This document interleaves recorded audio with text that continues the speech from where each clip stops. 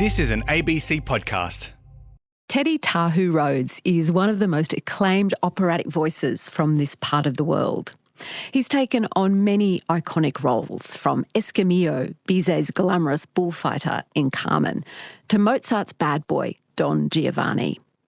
But for a long time, this bass baritone did absolutely everything he could to avoid the stage, until he finally read an unopened letter from someone important.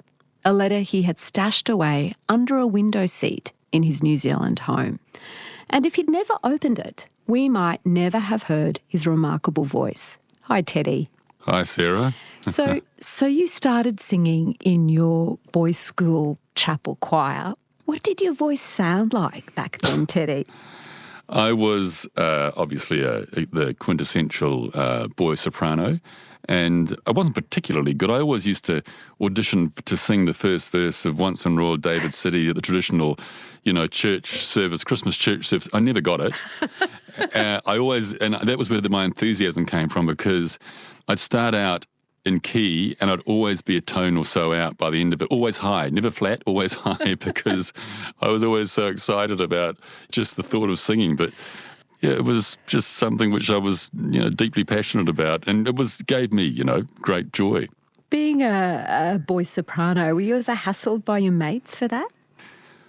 Oh, yes. I was schooled through private boys' school, so, how many years ago is that now? I'm 55, so 45, or almost 50 years ago when I first started at primary school. It wasn't so bad at primary school, but secondary school, when you first go and you're 12, 13, and your voice isn't broken, and I'm singing as a boy soprano in the church choir, and I'd walk down the chapel aisle and you'd get the seniors calling you highballs, for example. That was the name for, boy sopranos, and it was something which, I don't know, for some reason it never really worried me, because I loved doing it, and I was a sports person as well, so I sort of combined the two, and I guess it gave me a bit of credibility at a boys' school.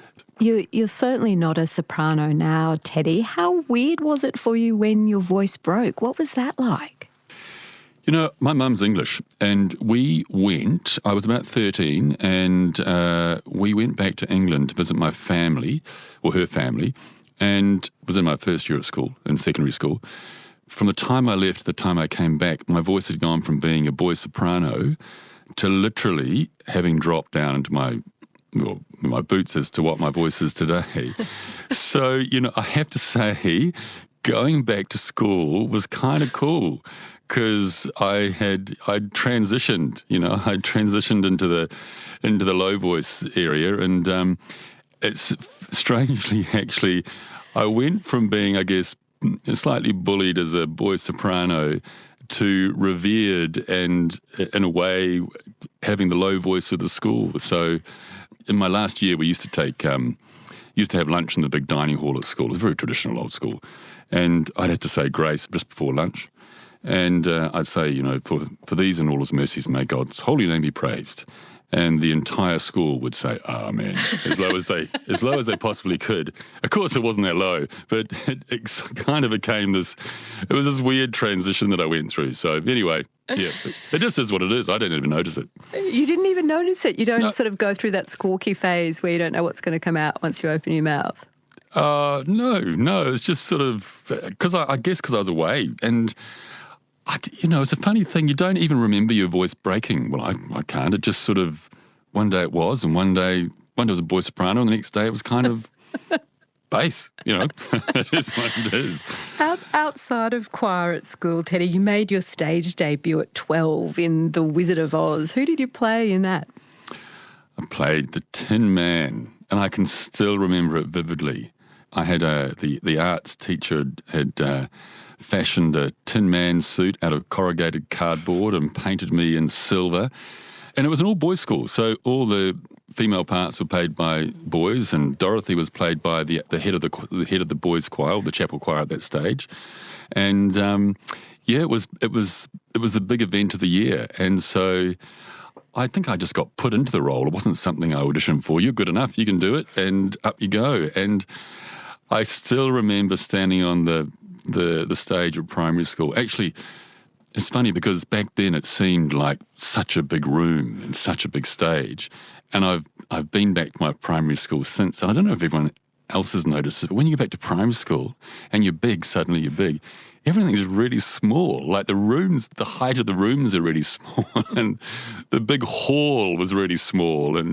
But you know, back then it seemed like this massive event. Yeah, it was fun. I still remember it vividly. It's still one of my favourite shows. Actually, it has that dun dun dun dun dun dun dun dun dun dun dun dun dun dun. If I only had a heart, bum bum bum. You know, it's that great little tune. I should remember more of it, but there you go. It was just you and your mum and your little sister at home together. Tell me more about your mum, Teddy. What did she do for work to support the family? Mum grew up, you know, through the war in the UK initially, and eventually my mum and dad ended up in New Zealand. But I never really knew my dad. I met him once for a day. So I grew up with my mum, and she was a very hard worker, and she really made a living cleaning houses, basically, and looking after the elderly. She'd sort of done a little bit of nursing in early days in New Zealand, and so she would spend weekends away caring for elderly in their home. But most of the time she was really just doing house cleaning for people around Christchurch, and an amazing woman. And I don't feel like it's funny, you know, you look back and I don't feel like I missed out on anything. I feel like grew up with just mum, and it was great. Life was always great. Yeah, but I think as you can certainly look back and appreciate how much, you know, she actually did for me to enable me to get to where I am today, you know. Where does the Tahu in your name come from? My dad, but it actually goes back further than that, my grandfather. Look, supposedly it was a name that was, I think, given to the family. Well, I'm not Māori or Indigenous to New Zealand. It's just a name that I have. And my father was Terence Tahu, and my grandfather was Tahu Rhodes, and it's just been a name that's been passed down. So, but I actually love my name. I don't know. I don't play on it. It's just I just love my name. I think it's such a, I don't know, maybe we all love our names. I don't know, but it's something which I feel I cherish it. What about the Teddy? Is that short for Theodore or Edward? Where does that come from? No, I was christened Teddy, which is, again, I am really happy about, because it's in a funny sort of way. I've met lots of Teddys over the years, more recently than in the past, because I think it's sort of coming back into fashion a little bit now, the name Teddy. Yeah, but my dad was, as I say, Terence, but for some reason he was called Ted, and they just decided to christen me Teddy. Actually, I've got a funny story. I'd never met anyone that was christened Teddy, and I was at the Sydney airport one day, and I went through security, and suddenly there's a member from the aircraft staff running after me, and he comes all the way up to me and says, excuse me, I just have to ask, your name is Teddy, is that right? Yes, my name's Teddy. And he said, were you christened Teddy? And I said, yes, I was. And he said, oh my goodness, you're the first person that I've ever met that was christened Teddy, because I'm christened Teddy. So I've only met one other person that's been christened Teddy. So the Teddy connection. The Teddy connection. How much freedom did you have as a kid in Christchurch? I had a lot. Gosh, you know, I would disappear to school and look, painting a picture, Christchurch was back in those days, was a pretty quiet sort of town. And even as a 5-year-old, I would jump on my bike and be sent off to school riding down the road. It's only a 10-minute ride, but of course 10 minutes felt like a huge distance in those days to a little 5-year-old.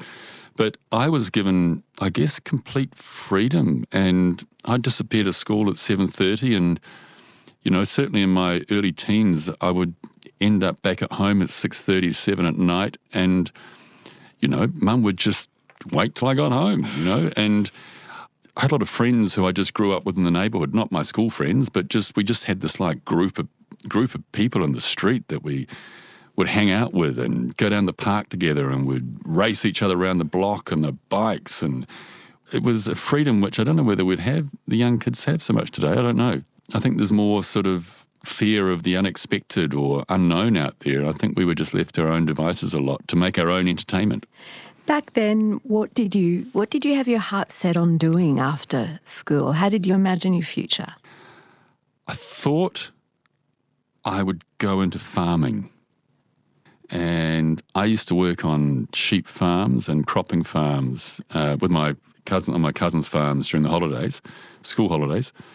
And I even spent months and months working on a sheep dipping truck and machine, and I'd travel around the province of Canterbury where I came from for months, visiting all these farms and dipping the sheep.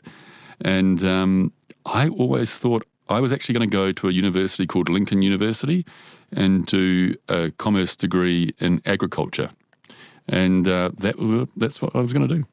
Well, someone convinced you to try out for the New Zealand Youth Choir as a teenager. How did you feel about that prospect? I had this fantastic music teacher at school called Peter Field Dodgson, and he encouraged me to go and audition for the New Zealand Youth Choir. It sounded like a terrible idea. Because not as fun as sheep dipping? No. Actually, when you put it in that context, no, but that was a pretty cool job, I have to say. But I was, the thing about it was it entailed at least 2 weeks of every school holidays, the midterms and second term, going and rehearsing at different parts of the country and then putting on a couple of concerts. And that was, when we only had 3 terms, it was two holidays out of your 3 for the year. And it just didn't appeal to me. And I kind of did it because, he wanted me to do it. So I went off and auditioned, and before I know it, I'm selected.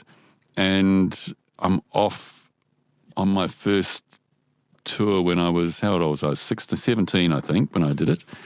But in all honesty, I have made some of the very, very best friends of my life in that 5 years that I was part of that choir. It was unbelievable, an unbelievable experience, and gave me the sense of just an absolute love of music going forward, and taught me everything I know that effectively enabled me to go forward and go from doing that to becoming a soloist. Well, tell me about the kind of training, the singing lessons you received in those years as a teenager. Who were your teachers? I had a beautiful, dear old teacher called Mary Adams Taylor, and she was actually Australian, but she had settled in New Zealand.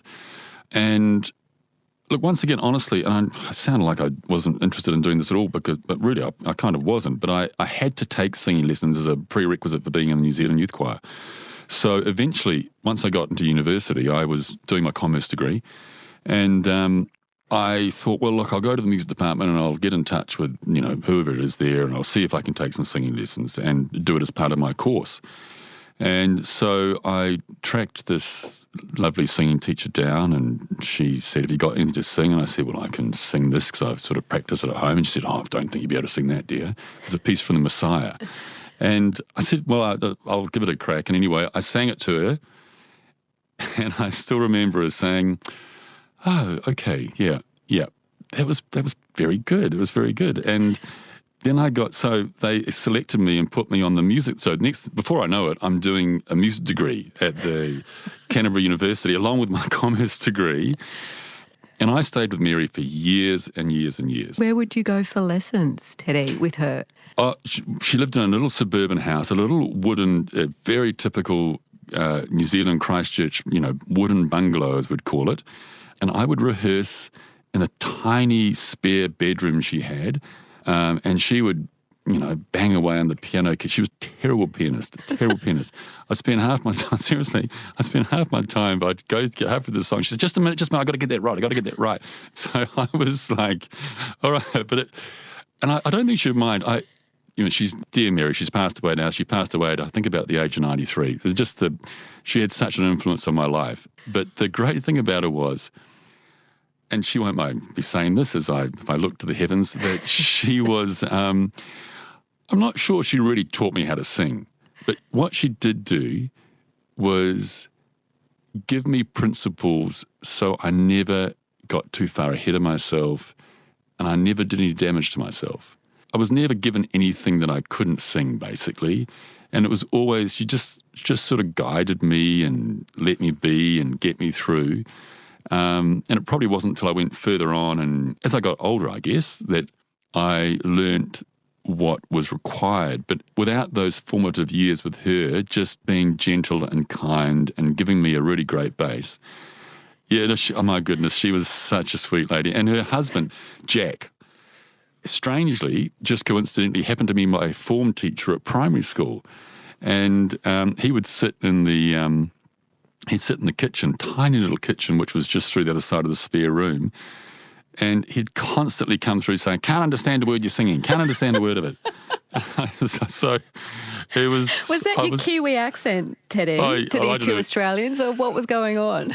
I have no idea, but honestly, it was like a comedy situation there. But I look back so fondly and...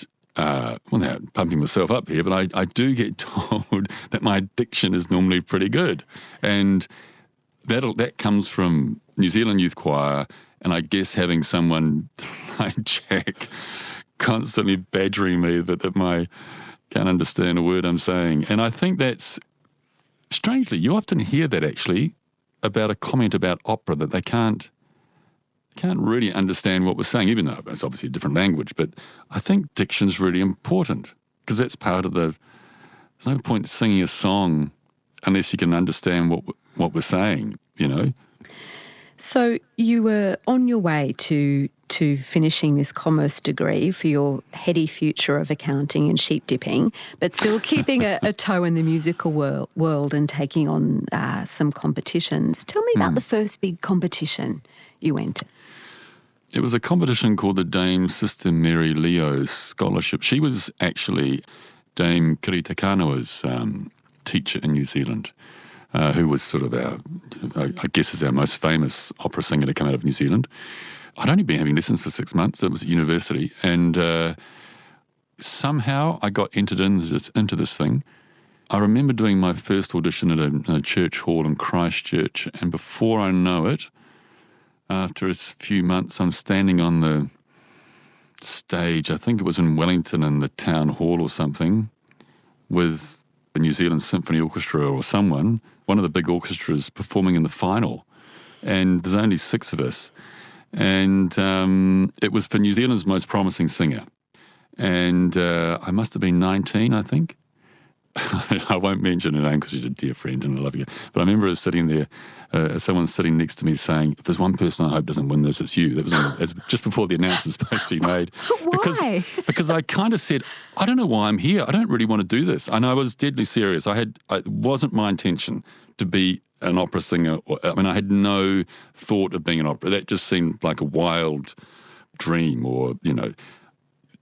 And not a word of a lie, within 30 seconds my name gets announced as the winner. And it was just one of those things I remember. And it was probably a fair call, you know. But maybe that's why I won it. I don't know. Maybe that was why it was just one of those things that no pressure, no fear. Well, you were then offered a place at the Guildhall School of Music. How big a deal is the Guildhall in the music world? I didn't know how big a deal it was, I guess, until I got there, because once again, I think being in New Zealand, it was just sort of, I was sheltered from that. I'm not going to say the fame of getting there, but I was sheltered by the privilege of being there, I guess. So all I did was send an audition tape over and got accepted. I got accepted because I'd met one of the singing teachers there whom I went and studied with.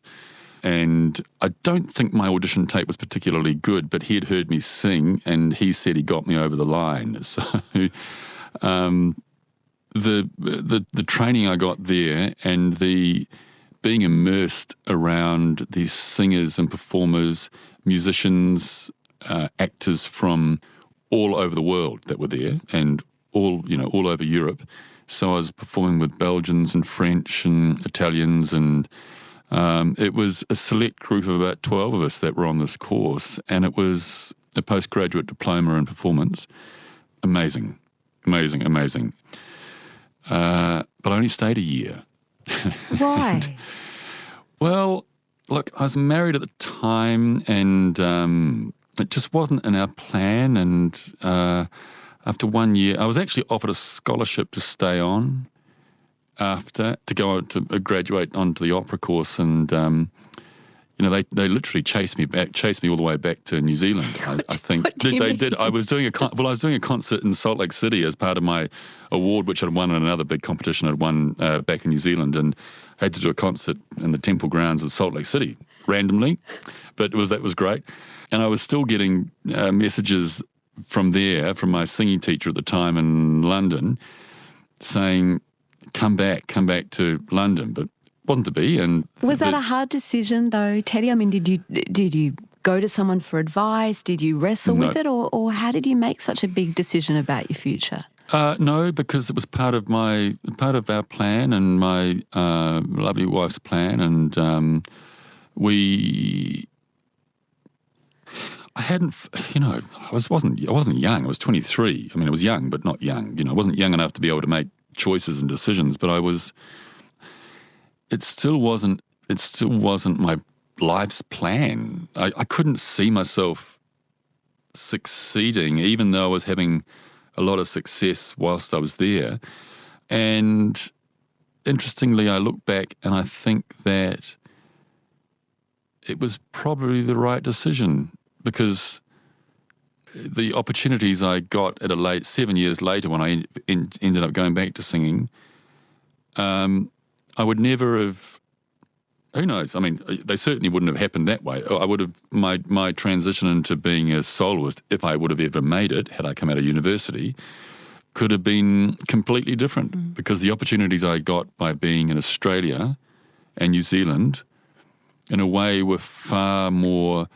Were wonderful experiences. But at that time, you thought you were walking away from a career in opera. What did you settle down to doing back home in New Zealand?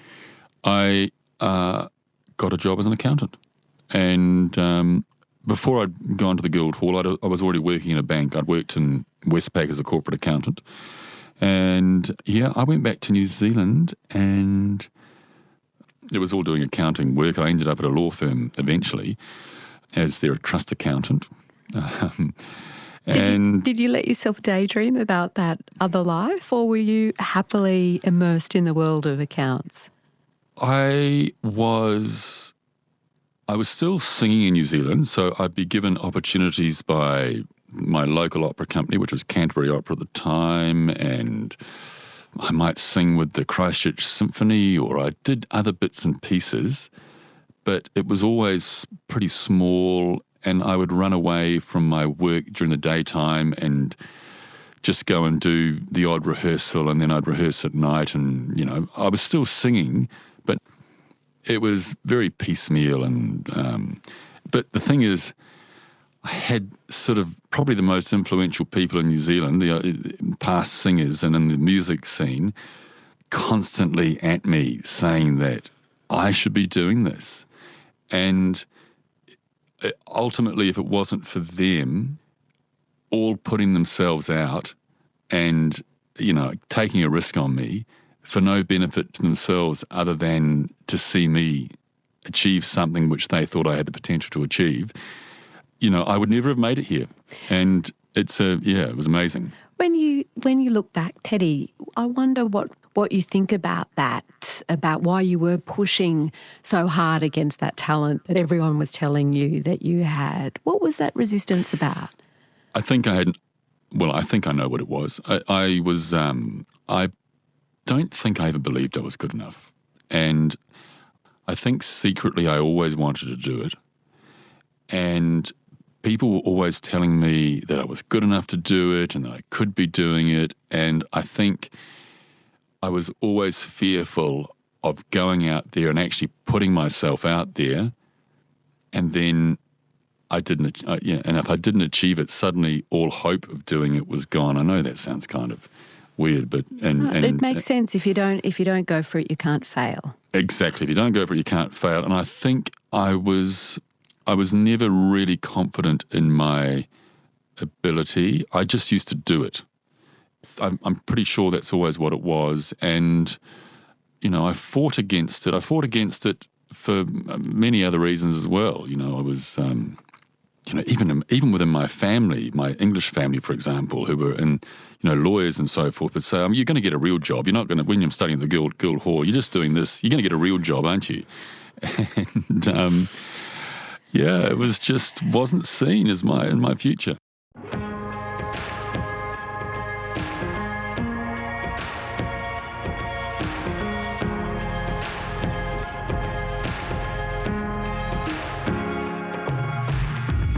Podcast, broadcast.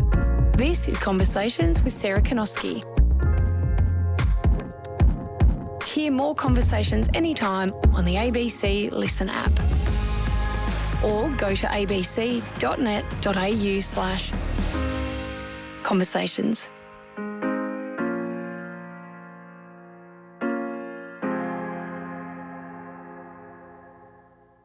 Teddy, you'd pretty much turned your back on singing and were working as an accountant in New Zealand, but something obviously happened, or I'd be talking to Teddy the accountant, not Teddy the opera singer. What was it that finally pushed you onto the stage for good? What helped you say yes to an opportunity that came up here in Australia? So it's a tragic event in my life as well as one which set me on my path, I think. Unfortunately, back in 1997 or early 98, my marriage broke up. I mean, it was a very traumatic, well, for me, a very traumatic time in my life, and I look back and I've looked back and wondered about it. And then somehow during that time, once I pulled myself out of the depths of despair, I ended up performing in Canterbury Opera, doing a role in La Boheme, actually, and ended up singing one of the main roles. I ended up being heard here by someone from Australia, and the word went back that this guy's pretty good. So an amazing woman called Sharon Kamali came over and was going to audition me in New Zealand. And on the day she flew in from Opera Australia, I sent her a message which was delivered under her hotel door saying, I'm not going to turn up. I've decided not to come to the audition. So, I mean, she was recounting that story the other day to me. Anyway, I ended up in Australia about 5 days later, having people begging on my behalf, and I had to pay get my own way across here. And I auditioned, and they literally offered me a job in a main role, starting in 3 weeks' time on the spot. How did a letter from your now ex-wife play a role in helping you decide to take that leap? Well, this is where I think, is one of the pivotal moments in my life. When my wife had broken up, she left me a note. And she probably doesn't know this, but I was never brave enough to read it. And I'd put it away in a window seat in my house, and it was just sitting in this window seat unopened. And I'd gone back after the audition. I'd been offered this job, with Opera Australia. I didn't know whether to take the job or not. I didn't know how I was going to go and, announce my leaving the job in Christchurch. And I was sitting on the ground, on the carpet on my floor with my flatmate at about 2 a.m, and I said, what am I going to do? And I said, you know what, I've got this letter in the window seat, which my wife left me. I never read it. And she said, oh my God, you've got to read it. And I said, I don't think I can. She said, I'll read it for you. So I went and got it, and I gave it to her, and I said, don't read it to me. You have a read of it. So she read it. And she said, I'm going to bring myself to tears. She said, you have to read this. And I said, read it to me. And she said, it was just along the lines of about, you've got to follow that dream. And it said, go and sing. I want you to go and sing. And I literally just, at that moment, I decided to go. I thought, I walked into the office the next morning and I said, I've got to give up and I'm going to go and follow this dream. And everyone in the office said, you've got to go and do this. You've got to go and sing on the Sydney Opera House. And I thought, okay, I'm off. And she would not know. She won't know that. She won't have known that story. She will absolutely not know the story. So Not know that at all? She will not know that story. No. No one. In fact, only probably, I don't know, maybe half a dozen people know that. And that was the start of the journey. I still had to learn the role. I didn't even know the role. Didn't even know I could do it. I had to learn this enormous role in 3 weeks. What was the role? It was playing a role called Dandini in an opera called La Cenerentola by Rossini, which is basically the story of Cinderella. And there's a bit of a twist to it. I was playing the role of the prince who wasn't really the prince. I was pretending to be the prince. So honestly, it was a gift. It was a gift of a role for a debut. I had no idea how hard it was. No, I didn't even consider it as being a difficult thing to do, but apparently it was. And oh my goodness, it was a journey for about 4 weeks of rehearsal. It was stories. My goodness. Well, tell me about the very first music call. How did that go? I was in a room, a small room, or smallish room, the music call with everyone in the room.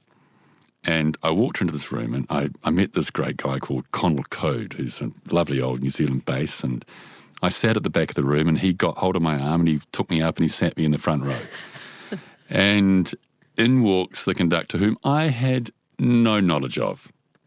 But it was Richard Bonning, who was Dame Joan Sutherland's husband and a very revered Australian conductor. And he was conducting it.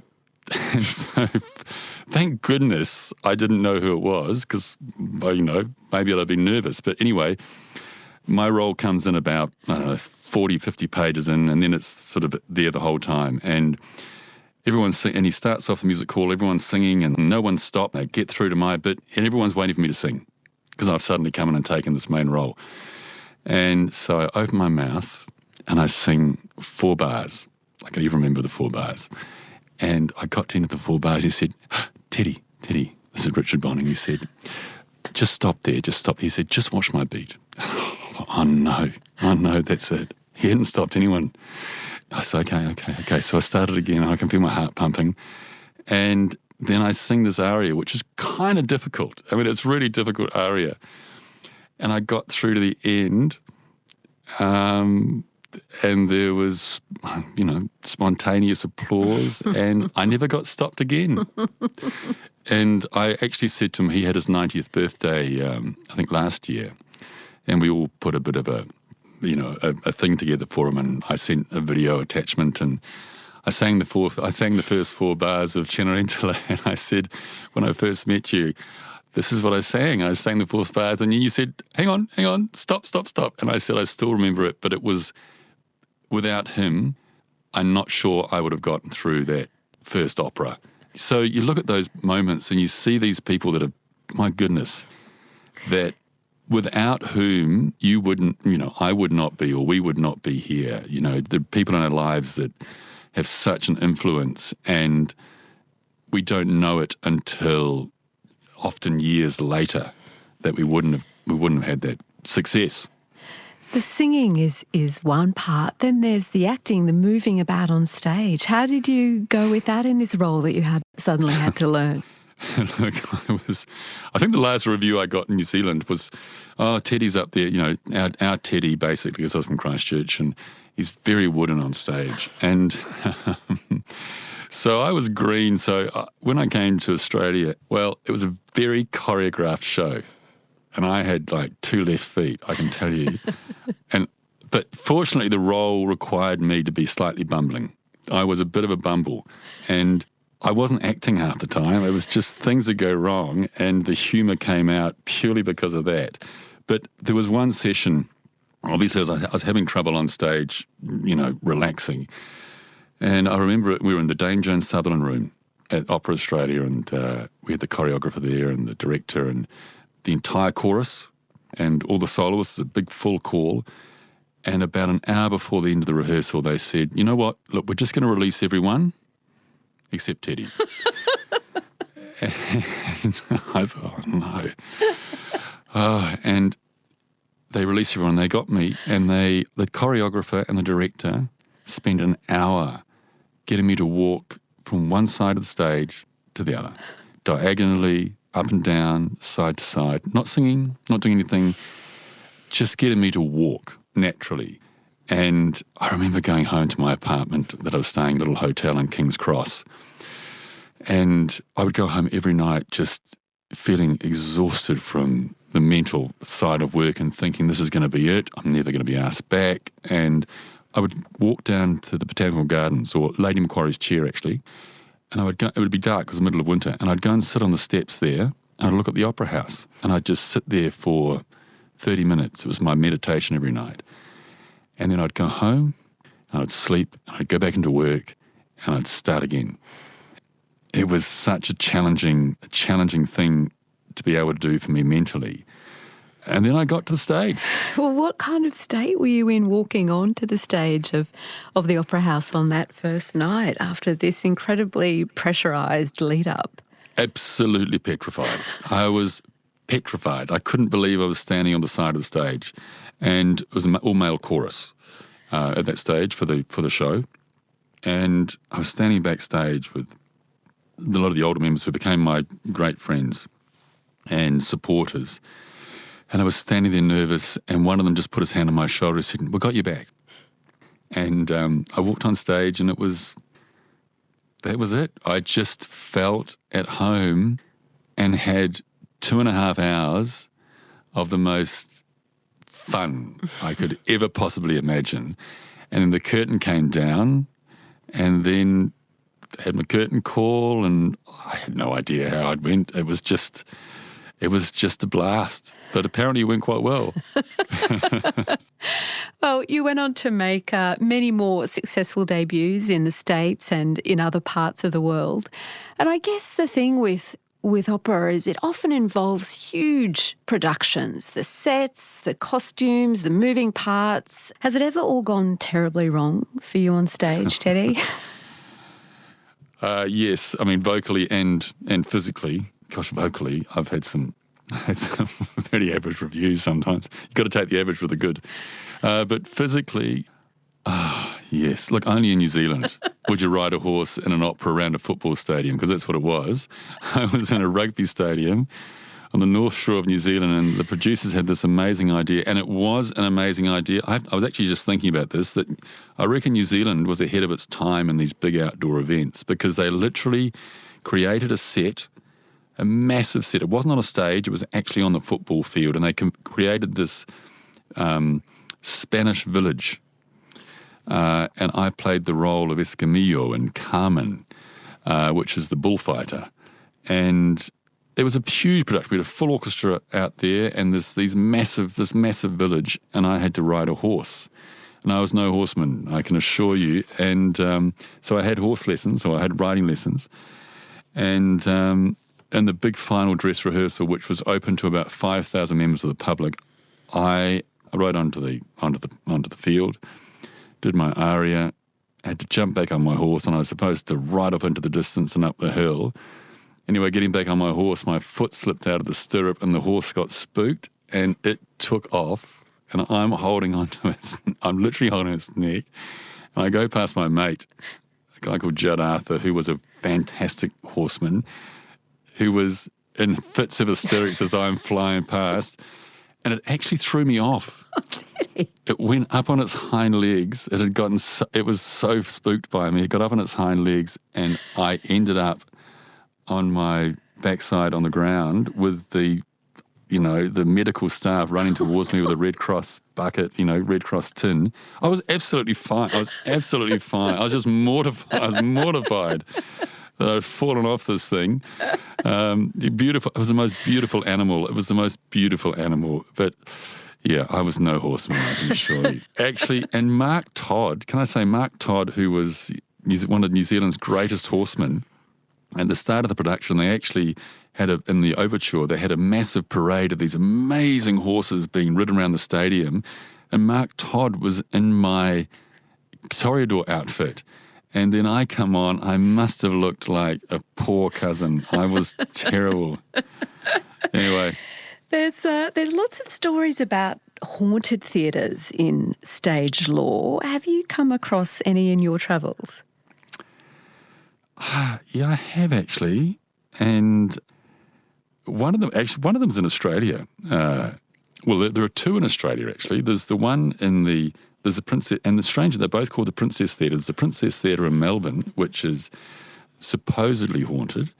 But there's one which I have quite an interesting story. I was performing in the Princess Theatre in Launceston, and I was doing a Christmas concert tour, and it was just a very small production. Anyway, we were going to these lovely old theatres, and every theatre I went to, I liked to find something out about the theatre. And as the show started, I'd always say to the audience that, this is the oldest theatre in Tasmania, for example, which was the Hobart one. Whereas in Launceston, I said, do you know that I'm told that this is haunted? And there's the ghost is called the Lavender Lady, and she was actually playing the role of the Merry Widow in a show. And the story goes that she fell into the orchestra pit in performance and fatally broke her neck. And she now haunts terrible story, but she now haunts the theatre. Anyway, so I tell the story, and then we get on with the concert. Now, 2/3 of the way through the first half, all the microphones start going weird. They all just go weird. Wouldn't work, in and out, in and out. Anyway, I go and speak to the sound crew at halftime and just say, what was going on? And they said, oh my goodness, our board just started going, flashing red lights. We couldn't do anything about it. It was just strange. They said, we think it was Frank, the other ghost. What? I think it's Frank. Give me a minute. I think it's Frank. I said, the Frank. other ghost? Yeah, they said, you didn't mention Frank, and I think you've upset him. So I got on stage and started second half, and I said, look, I'd just like to acknowledge Frank, because I think our microphones, he might have got the pip and was mucking around the microphones. Anyway, we had a clean run the second half. Frank forgave you. I believe in ghosts. I am a ghost believer. Yeah. Have you had encounters beyond Frank and the Lavender Lady?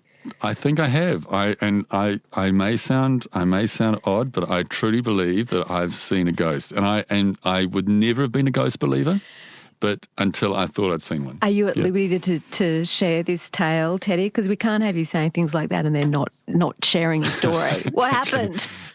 I was staying over. This is when I was just starting at Guildhall. I was staying with my family. I had my dad's family, who wasn't there at the time. He was passed away. But in a village down in Kent. And during the Black Plague, a lot of the villages were burned, but the churches were left standing. And I ended up, and I would go and rehearse. And I loved to go and rehearse in the village churches because they were such beautiful places. And I went to this one which was just standing by itself in the middle of a field in England, in the village. And it was on dusk, and I was standing in there, and it had this, they're quite eerie places, and this was out on its own. And I thought, okay, I'll go in there. It was just on dusk, and I didn't have the lights on. And I thought I was singing the foyer. So I was singing Handel's Messiah. I was practicing Handel's Messiah. And I just got this overwhelming, weird feeling come over me. And this is where it gets really weird, because I'm now going to sound like I'm crazy. And I turned around, and I swear to this day that I just saw this shadow go all the way out the aisle from the back of the church up to the altar. And I freaked, and I stood there in absolute silence. And I thought, okay, I'm just going to go. And I left. But I was singing Handel's Messiah, which is a very, religious piece. And I definitely believe it was. And I really do believe in those things. I mean, I've had quite a few experiences where I've had sensations that I need to call someone, literally for no reason at all. And I call them, and something's been happening. And you think, my goodness, I really do believe we have a spiritual sense that that there are things that transcend us that we don't know about. It's powerful that you had that experience when singing too, because singing's an invocation, isn't it? It's a summoning up. If a ghost is going to appear to you, I think it should appear to you while you're singing the Messiah in a church hall that stands from the Black Plague. Well, that's what I thought. That's exactly was exactly my thought. Yeah, I do think, interesting, when Handel wrote that, and he wrote the Amen chorus, because I think Handel was a very religious man, and it's a blurb or a thing that he wrote about how he wrote the Messiah, and he said when he wrote the Amen chorus, it was like it was a out-of-body experience when he talked about it, that as he was writing the music, he just saw the heavens above open to him, and effectively the music just came out in him. And so he was sort of praising his own writing, but he wasn't, in a way. He was saying it came from somewhere else, and, you know, that's what I was singing. So I think there's something in that. I mean, I guess I'm spiritual, so that was really what it was. You mentioned that you began singing in a more serious way or a determined way when you were in your 30s, and this is a career that's continued now over however many decades. You're in your mid-50s. How's your voice changed as you've gotten older? What do you notice? Well, it's older. It really is older. And what's an older voice compared to a younger one? What's different? Look, physically, you know, your chords become a little bit thicker, I think, certainly as an older male singer. And also the muscles in your body, which, because singing is a very muscular, you know, takes a lot of control. And so things like my vibrato is different. My vibrato is much slower now than what it was, because it's just harder. I find it harder to control these days. It's heavier. Of course, I can't do all the light singing that I once was able to do, just because you have the beauty in the voice, and when it's youthful, just like any other muscle in your body, it starts to get a bit old, you know. But having said that, for the sort of music that I would do these days, I think it's wonderful, because I get to play the dark, you know, protagonist roles, really, I guess, are what I do these days. And I love the character that you get in an older voice. You know, it doesn't have the beauty that it once had, or the beauty of it. You know, the beauty of youth is fantastic, but the wisdom and the age, and that's in an old voice, is equally as wonderful, just in a different way. You know. What about your presence on stage? How's that changed as you've gotten older? Probably pretty similar to the way the voice has, in a way. I think you've life experience and wisdom gives you a much greater gravitas. And I always think that, I look back when I was a young singer, and even watching young singers today, and youth, and it's just a character of youth, that you get on stage and you think that to express you have to move. So everything is done with, you know, great movement, and sometimes the movement can get in the way of everything else that you're trying to do, or can actually get in the way of the character. But as an older singer, I find you can just walk on stage and just stand there, and there's a presence which can just emanate from you, because you carry wisdom of age, I think. And so I guess I do a lot less, probably because I'm physically incapable. I was singing Escamillo at a gala concert, a big outdoor gala event in Perth a few years ago, and, you know, I was 50 by then, and I felt a bit odd singing Escamillo at 50, because he's supposed to be the swashbuckling bullfighter that appears and wins the heart of Carmen. I always think me walking as a 50-year-old it's not going to be that. Anyway, I had to jump. They had me sit, now, when you get to the big chorus, I want you to jump off this table. And I said, jump off the table? You've got to be kidding. I needed someone to help me down. So when you get older, there are things you just don't want to do. So I will not sing Escamillo ever again. Not in performance, for sure. Not even if they bring you a horse? Not even. I doubt anyone would even think of asking me to do it again now. It'd have to be they're not going to do that. Teddy, it's been such a delight to speak with you. I'm really glad that you followed that advice in that letter, and accountancy's loss is music's gain. Thank you for being my guest on Conversations. Oh, Sarah, thanks so much. It's been lovely.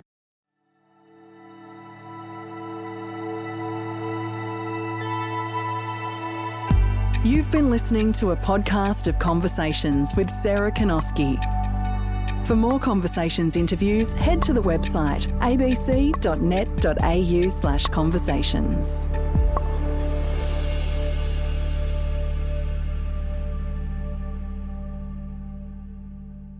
If you like conversations about big stuff, it doesn't get much bigger than parenting. I'm Maggie Dent, author, parenting educator, and the queen of common sense parenting. You may have heard me on Conversations before, a few times, but did you know I have an ABC podcast? Actually, it's an award-winning podcast. It's called Parental as Anything. We tackle those big parenting problems straight on, the big ones and the small ones, while giving lots of practical tips and common sense solutions along the way. So, if you have tweens, teens, grandchildren, or little ones of your own, let me help you be the parent you really want to be. Well, at least some of the time. Find Parental as Anything in the ABC Listen app or wherever you get your podcasts.